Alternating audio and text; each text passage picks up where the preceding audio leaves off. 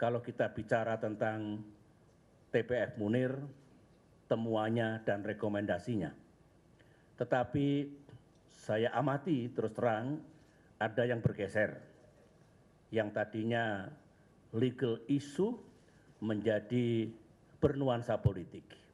Tapi saya bukan orang baru dalam dunia perpolitikan di negeri ini, hal begitu biasa.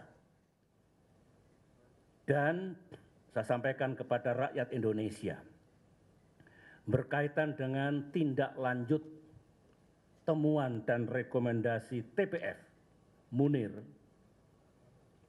saya sebagai presiden waktu itu bertanggung jawab. Saya pun sekarang sebagai mantan presiden, saya bertanggung jawab atas apa yang kami lakukan dulu. Saya katakan TPF kan sudah ditelusuri.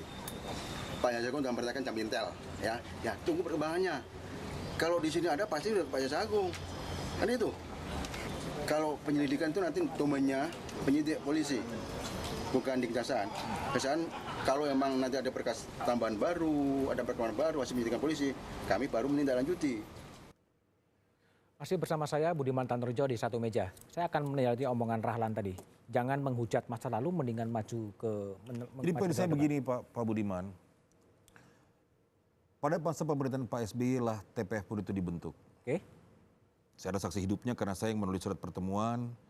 Idenya juga dari saya menyerahkan nama-nama, saya mengusulkan nama-nama dengan beberapa teman yang lain.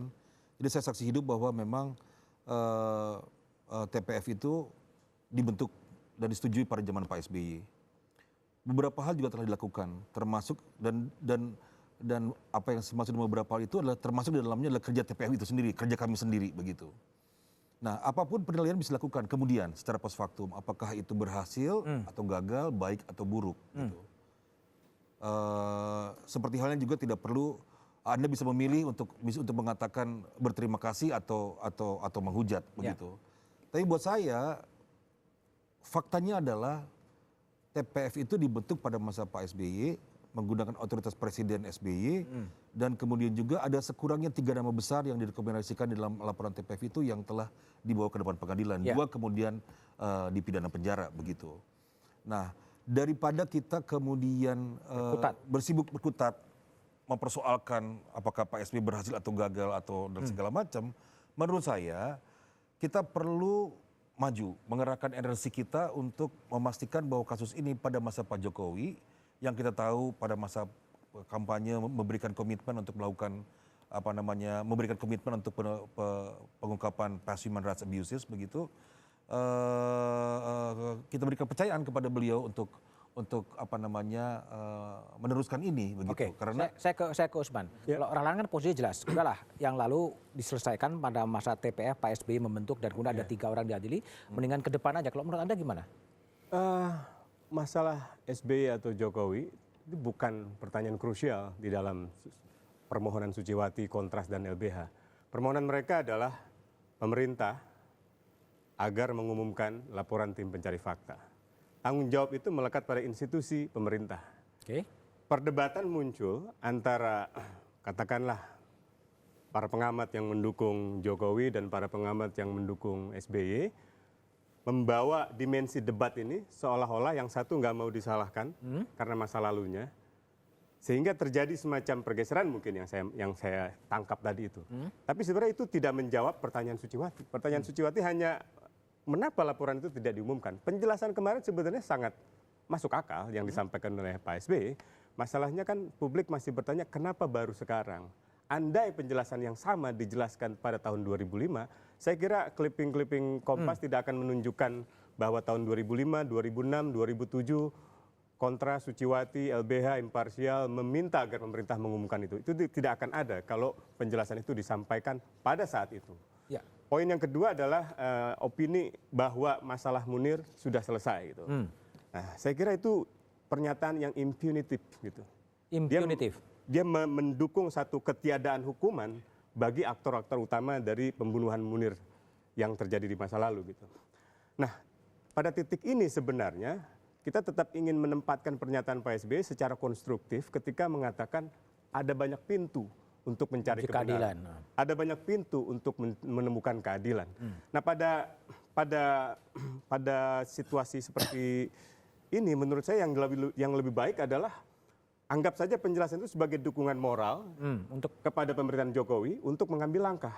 Langkah apa yang perlu dilakukan? Pertama, sebenarnya secara yuridis Jaksa Agung masih bisa mengajukan kasasi. Jadi kasasi yang pernah diajukan pada Januari 2009 kepada Muhdi, itu bisa diajukan kembali. Karena secara yuridis tidak ada batasan berapa kali dibolehkan untuk kasasi.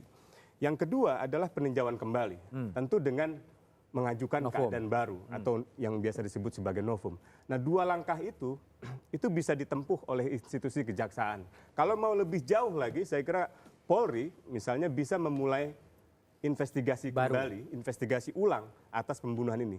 Ia bisa datang pada bukti baru untuk tersangka atau terdakwa yang lama, tapi juga bisa dengan tersangka yang baru sama sekali. Oke, Pak TB sebagai anggota DPR dari PDI Perjuangan, kalau Usman mengatakan, udahlah, proses hukum dijalankan, tadi ada kasasi, ada PK, dan membentuk tim investigasi baru. Sepakat dengan pandangan Usman? Saya kira kita berangkat dulu antara pemerintah. Pemerintah ini kalau menurut hemat saya pada masa Pak SBY maupun pada masa Pak Jokowi, ya itu kan ada dokumen yang diminta untuk buka dulu. Oke, pemerintah mana saja. Ya. Nah kemudian saatnya sekarang adalah sudah pemerintahan Pak Jokowi. Tidak ada masalah mungkin mengumumkan, tetapi harus ada dokumen. Nah, jangan sampai nanti mengumumkannya yang salah, dokumen yang lain. Oke.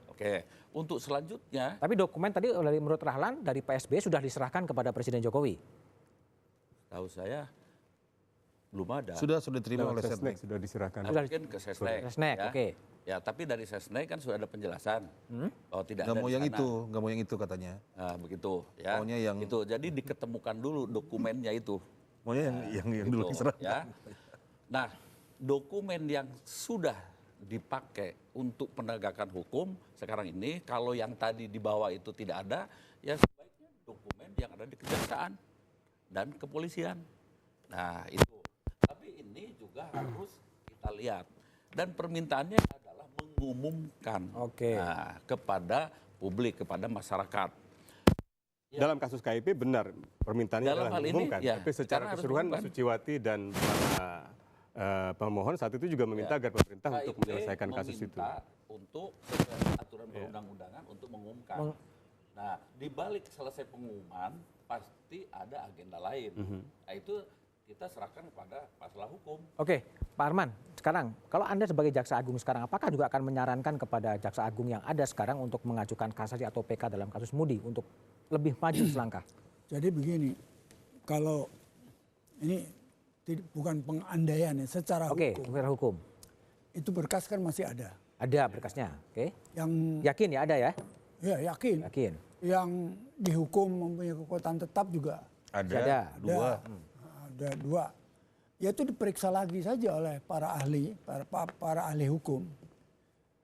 Dan kalau menurut Usman dan keluarga almarhum, itu kan masih ada orang-orang yang belum tersentuh.